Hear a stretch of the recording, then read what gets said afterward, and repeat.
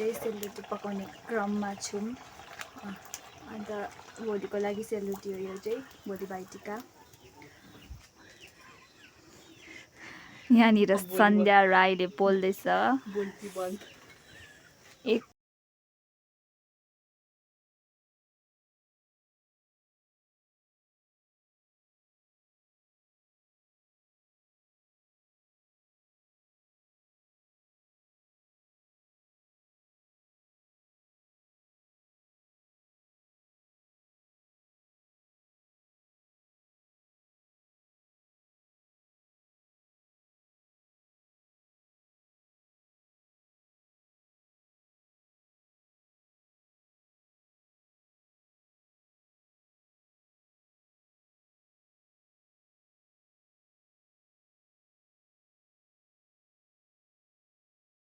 भयो अरे आफ्नो तारिफ आफै गर्दैछु गाइस। आफ्नो तारिफ र आफ्नो बेइज्जत आफै गर्ने हो गाइस।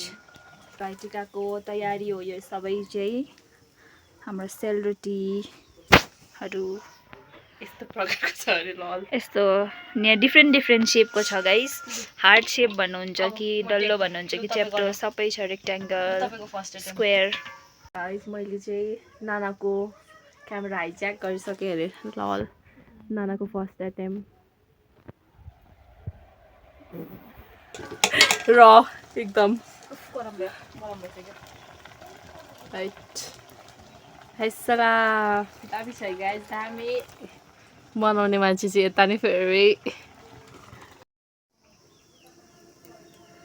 गाइस। हाम्रो नानाले चाहिँ फुक्नुहुँदैछ आगो। यहाँ चाहिँ छ सुँगुरको चारो। यहाँ छ सुँगुरको मासु खाने केटी। म परे एकदम इस्कुस खाने भेज। सुँगुरको मासुमा पल्किने। यहाँबाट तेल तातिँदैछ। Wow guys.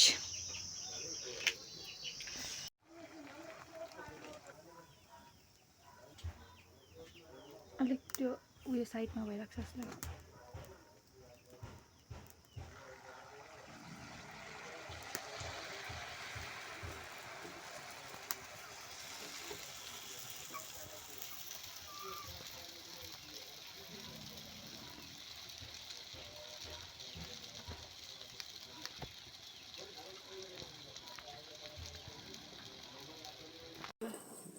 हाई गाइज, हामी चाहिँ यहाँनिर रेडी हुन आँटेको अब भाइटिकाको लागि। आज हामी साडी लाउँछौँ। यो छ मेरो साडी ढाकाको। यहाँ छ मेरो बहिनीको साडी। सो गाइज अब हामी रेडी हुन्छौँ इन 3, 2, 1।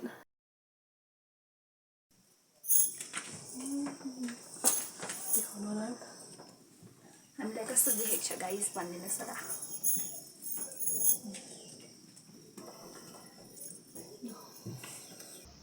गाइज हामी चाहिँ रेडी भएर आएको यहाँ माथि नानाको घरमा। नानाले चाहिँ भाइटिका लगाइदिनु हुँदैछ दादालाई। अन्त अब हामी पनि त्यहीँ माथि जाँदैछौँ गाइज। बाटो चाहिँ यस्तो छ, देख्न सक्नुहुन्छ। साडीमा अप्ठ्यारो भयो। साडीमा अप्ठ्यारो। यहाँ सन्ध्याले जान्छ। पछाडि हिल लाएर आउँदैछ, देख्न सक्नुहुन्छ। त्यो पनि पेन्सिल हिल गाइज। हातमा चप्पल देख्न सक्नुहुन्छ, क्रक्स।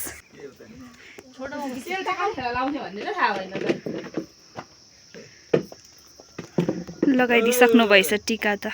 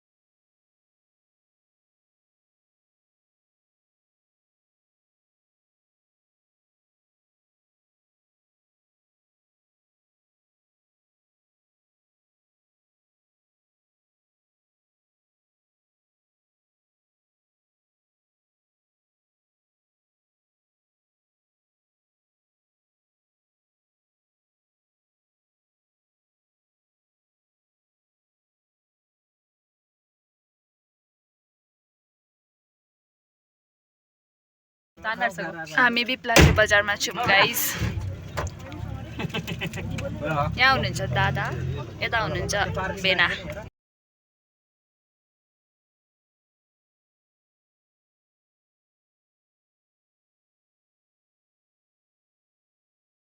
गाइस यहाँनिर चाहिँ हामी बिप्लाटेदेखिको जसपिरेतर्फ जाँदै थियौँ सोल्टिनीको घर। किन भन्दाखेरि चाहिँ हाम्रो बेनाले सोल्टिनीको हातको टिका थाप्नुको लागि हामी जाँदै थियौँ सबैजना।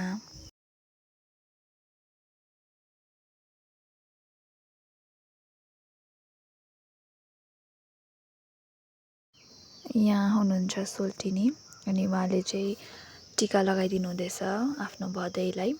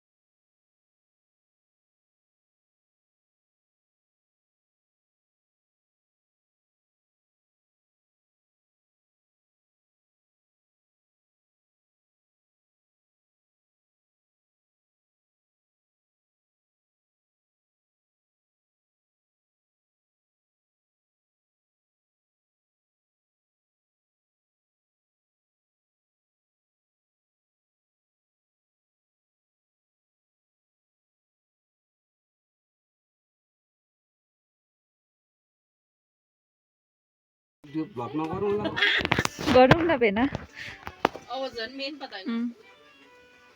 भाग्यमानी हुनु मेरो दादा, जहिले मलाई माया गर्नु। थ्यांक यू मेरो भाइ, भाग्यमानी हुनु। लु हाई भन्दिनुस्। High everyone. के रे? समान्ता बुङछेन।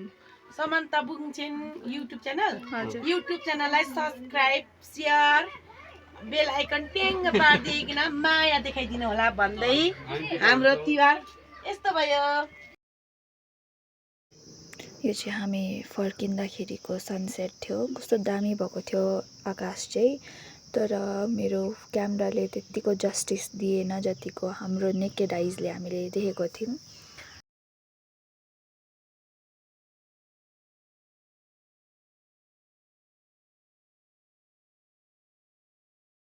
यहाँनिर हामी फर्किँदाखेरि चाहिँ एकदम इन्जोय गर्दै फर्केको थियौँ।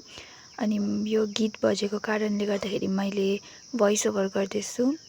अनि म र मेरो बहिनी चाहिँ नाच्दै पनि थियौँ। मेरो भ्लग यहीँसम्म थियो। Thank you for watching.